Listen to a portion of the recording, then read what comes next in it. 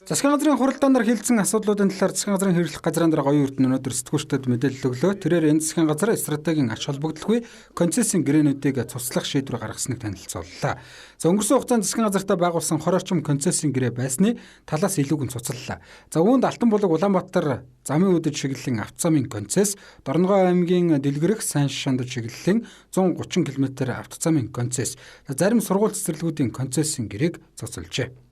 Ямар нэгэн байдлаар тухайн компани тухайн концессийн үүргийг биелүүлэх боломжгүй байгаа ийм аж ахуйн нэгжүүдийг бол цуцалж байна л гэж ойлгож болно гэсэн.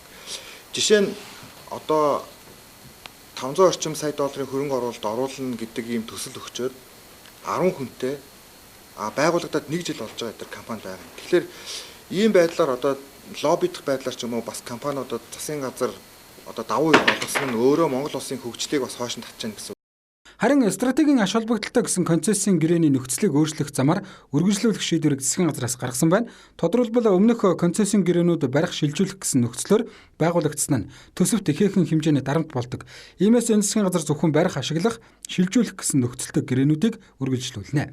За үүн дотор жишээ нь 5 толгой ханги мандал чиглэлийн автозамын концесс, Сэлэнгэ аймгийн Шамар зүүн бүрэн цагаан нур түшиг Зэлтрийн бомт чиглэлийн хатуу хүчилттэй автозамын концессийн гэрээнүүдийг үргэлжлүүлэхээр шийдвэрлсэн байна.